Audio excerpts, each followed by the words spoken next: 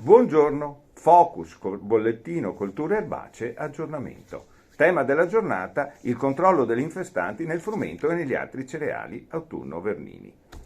E come fare questo controllo? Applicando i principi della difesa integrata. Gli infestanti sono un'avversità che dobbiamo gestire seguendo i principi che abbiamo già ampiamente illustrato nelle precedenti puntate. E quindi dobbiamo innanzitutto, dopo aver fatto precedentemente gli interventi di prevenzione, il monitoraggio delle infestanti, vedere se ce ne sono tante e che tipo sono, eccetera, eccetera.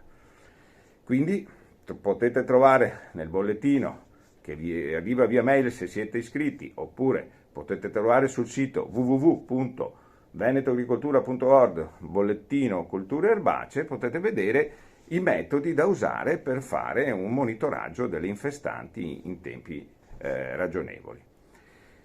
Se questo monitoraggio indica una presenza bassa, una bassa densità di infestanti e che queste infestanti sono poco competitive, ad esempio abbiamo trovato prevalentemente Stellaria e Veronica, non occorre fare il diserbo. Una conclusione è che non occorre fare il diserbo perché quella densità di infestanti, quella tipologia di infestanti non è in grado di influire negativamente sulla produzione del cereale autunno-vernino.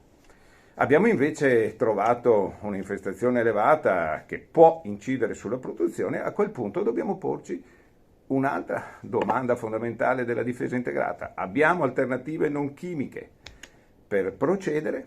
Ecco, allora a quel punto dobbiamo capire cosa e se c'è un'alternativa sostenibile da tutti i punti di vista tecnici, economici, ambientali, sociali, eccetera.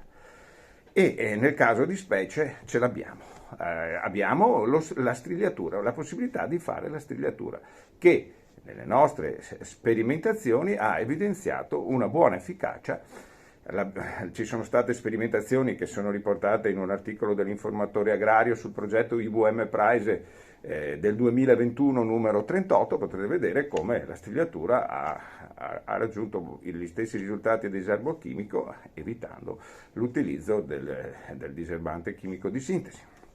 Ma successivamente abbiamo fatto prove su larga scala e abbiamo visto su decine e decine di ettari come l'applicazione del monitoraggio e la scelta della strigliatura in confronto al diserbo chimico abbia dato dei risultati ottimi, nessuna differenza a livello produttivo e la riduzione netta dell'uso dei diserbanti chimici di sintesi. Quindi seguite bene il bollettino in uscita, vedete come si può procedere e applicate la difesa integrata anche nella gestione delle infestanti.